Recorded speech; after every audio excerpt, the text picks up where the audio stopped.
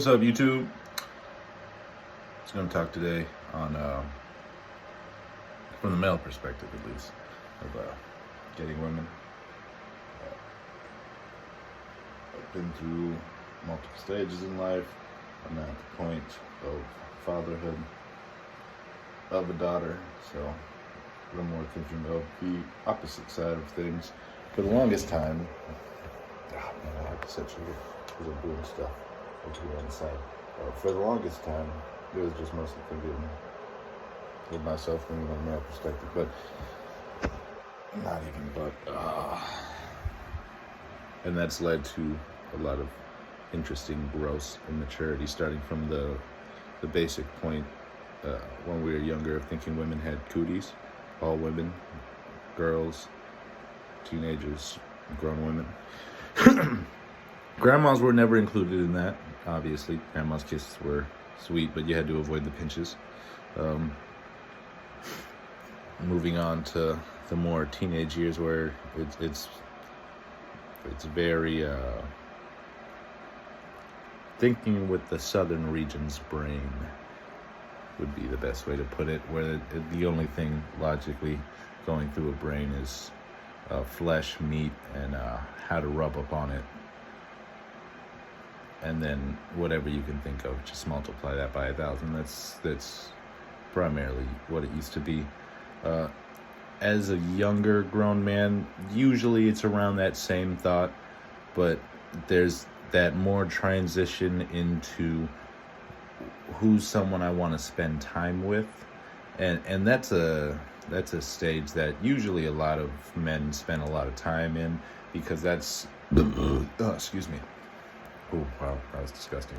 Because that's the period in life that you do a lot of soul searching, as it may. Not necessarily for the other person, but for yourself, on finding your boundaries and what things you really hold dear to you in regards to what you're comfortable with dealing with. You know, that's when you're usually going to find out if you're the cleanly person, you're the dirty person, if you're okay with those things, the kinds of agreements that you make with that person. And this goes beyond relationships romantically. This is relationships in general. This is finding those boundaries on chores like dishes, keeping the house clean, keeping the maintenance of not only your environment, but of the relationship. You know, spending time with each other, talking, doing things together, creating memories. Now, obviously we have no control over how another individual's memories turn out, but we can control the environment and our own to an extent.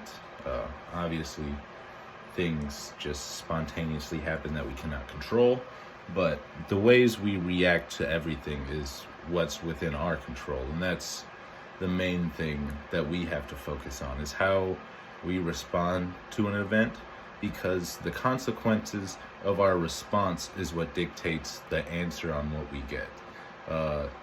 An event happening in general is tragic and it's terrible, but the way we respond to an event and grow from it is what shows and what makes us grow as an individual and grows our character. So when it comes to women, from the male perspective, you do as an individual have to grow through these stages. At first, you know, you don't care for women, and if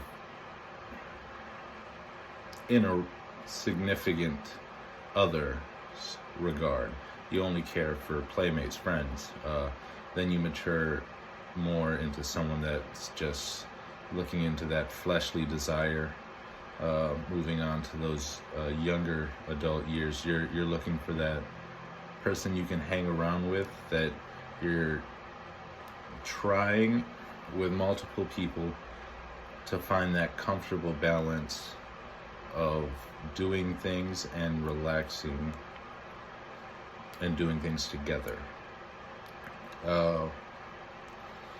I would say now I'm into that more later stage where you found that partner and you're just living in that happy balance of helping each other, because in a relationship it's never 50-50. We always say like, yo, you gotta go 50-50.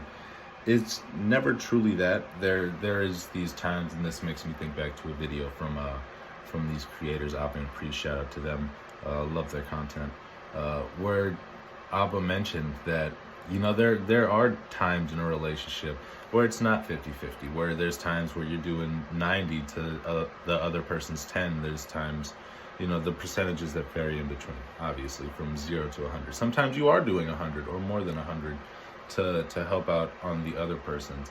And that's just sometimes what you got to do when you're sailing a boat in the ocean. Sometimes you got to pail out water. You got to deal with situations as they come. Obviously, you have to take care of yourself. Your mental state is important, but also the other person's mental state, as well as the environment. So those are the things that you have to grow conscious of as an individual to finally get to that point where you can say you're ready for a complete relationship.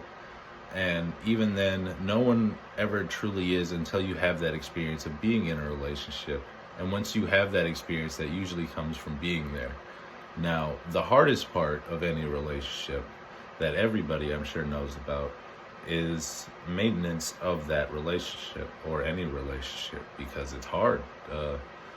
There's times you want to keep to yourself. You don't necessarily want to be as involved. Sometimes obstacles come in the way, whether it's in the form of distance or medical conditions or work schedules.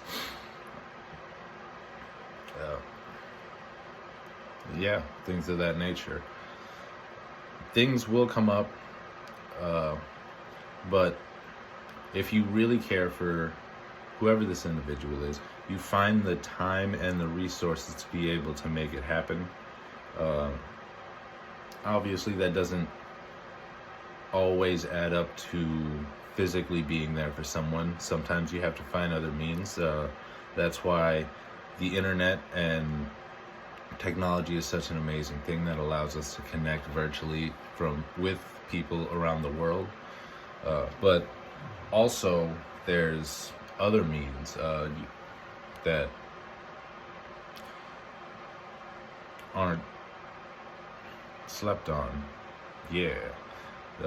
Just taking that time to do something with the individuals, taking that time to go out, spending that time, letting them know you're thinking of them, sending them messages, like your favorite song that you guys both share, your favorite food is like, oh, I was thinking of you, I remember this is our favorite thing.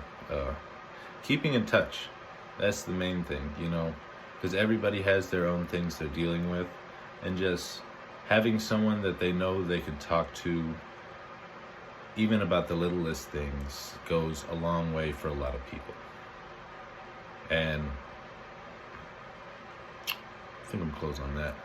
Let me know what y'all think in the comments.